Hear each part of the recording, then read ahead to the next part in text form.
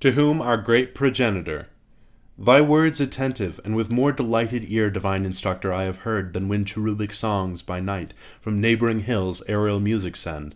Nor knew I not to be both will and deed created free.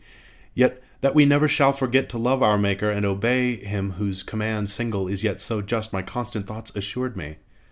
And still assure, though what thou tellest hath passed in heaven, some doubt within me move. But more desire to hear, if thou consent, the full relation, which must needs be strange, worthy of sacred silence to be heard. And we have yet large day, for scarce the sun hath finished half his journey, and scarce begins his other half in the great zone of heaven. Thus Adam made request, and Raphael, after short pause assenting, thus began. High matter thou enjoinest me, O prime of men, sad task and hard. For how shall I relate to human sense the invisible exploits of warring spirits? How without remorse the ruin of so many glorious once and perfect while they stood? How last unfold the secrets of another world, perhaps not lawful to reveal? Yet for thy good this is dispensed, and what surmounts the reach of human sense I shall delineate so by likening spiritual to corporeal forms, as may express them best, though what if earth be but the shadow of heaven, and things therein each to other like, more than on earth is thought? As yet this world was not, and chaos wild reigned where these heavens now roll, where earth now rests upon her centre poised, when on a day, for time, though in eternity applied to motion, measures all things durable by present, past, and future. On such day as heaven's great year brings forth, the imperial host of angels, by imperial summons called, innumerable before the Almighty's throne, forthwith from all the ends of heaven appeared, under their hierarchs, in orders bright, 10,000 ensigns high advanced, standards and gonfalons twixt van and rear stream in the air, and for distinction serve of hierarchies, of orders and degrees, or in their glittering tissues bear emblazed holy memorials, acts of zeal and love recorded eminent. Thus when in orbs of circuit inexpressible they stood, orb within orb, the Father infinite, by whom in bliss embosomed sat the Son, amidst as from a flaming mount, whose top brightness had made invisible, thus spake. Hear all ye angels, progeny of light, thrones, dominations, princedoms, virtues, powers. Hear my decree, which unrevoked shall stand. This day I have begot whom I declare my only Son, and on this holy hill him have anointed, whom ye now behold, at my right hand. Your head I him appoint, and by myself have sworn to him shall bow all knees in heaven, and shall confess him Lord, under his great vicegerent reign abide united as one individual soul, for ever happy. Him who disobeys, me disobeys, breaks union, and that day cast out from God, and blessed vision falls into utter darkness, deep engulfed, his place ordained without redemption, without end. So spake the Omnipotent, and with his words all seemed well pleased, all seemed, but were not all. That day, as other solemn days, they spent in song and dance about the sacred hill, mystical dance, which yonder starry sphere of planets and of fixed in all her wheels resembles nearest, mazes intricate, eccentric, intervolved, yet regular, than most when most irregular they seem, and in their motions harmony divine, so smooth her charming tones, that God's own ear listens delighted. Evening now approached, for we have also our evening and our morn, we ours for change delectable not need. Forthwith from dance to sweet repast they turn, desirous. All in circles as they stood, tables are set, and on a sudden, piled with angels' food, and rubied nectar flows, in pearl, in diamond, and massy gold. Fruit of delicious vines, the growth of heaven, on flowers reposed, and with fresh flowerets crowned, they eat, they drink, and in communion sweet quaff immortality and joy, secure of surfeit, where full measure only bounds excess, before the all-bounteous King, who showered with copious hand, rejoicing in their joy.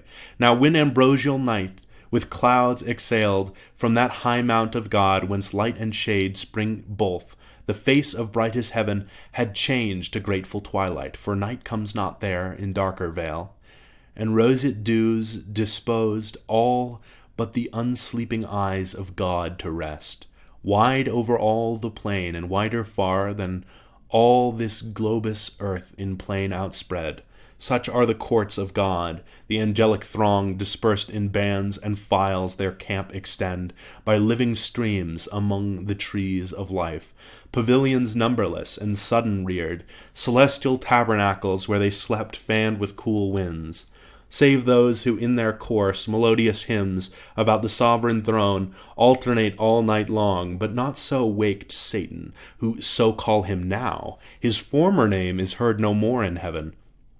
He of the first, if not the first, archangel, great in power, in favor and preeminence, yet fraught with envy against the Son of God. That day honored by his great Father and proclaimed Messiah, King anointed, could not bear through pride that sight, and thought himself impaired.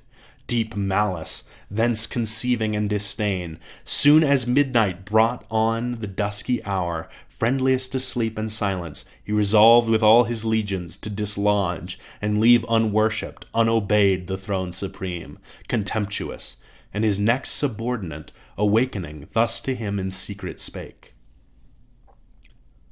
Sleep'st thou, companion dear?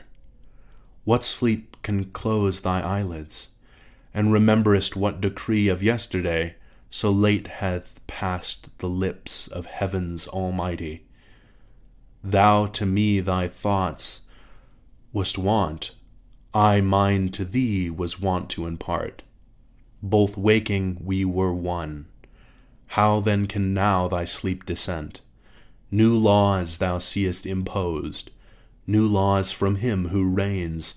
New minds may raise in us who serve, new counsels to debate what doubtful may ensue. More in this place to utter is not safe. Assemble thou of all those myriads which we lead the chief.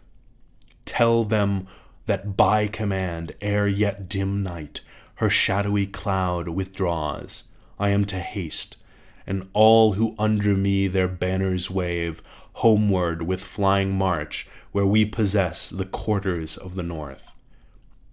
There to prepare fit entertainment to receive our King, the great Messiah, and his new commands, who speedily through all the hierarchies intends to pass triumphant and give laws. So spake the false archangel, and infused bad influence into the unwary breast of his associate. He together calls, or several one by one, the regent powers under him regent, tells as he was taught, that the most high commanding, now ere night, now ere dim night, had disencumbered heaven. The great hierarchical standard was to move, tells the suggested cause, and casts between ambiguous words and jealousies, to sound or taint integrity. But all obeyed the wonted signal and superior voice of their great potentate. For great indeed his name, and high was his degree in heaven, his countenance as the morning star that guides the starry flock, allured them, and with lies drew after him the third part of heaven's host.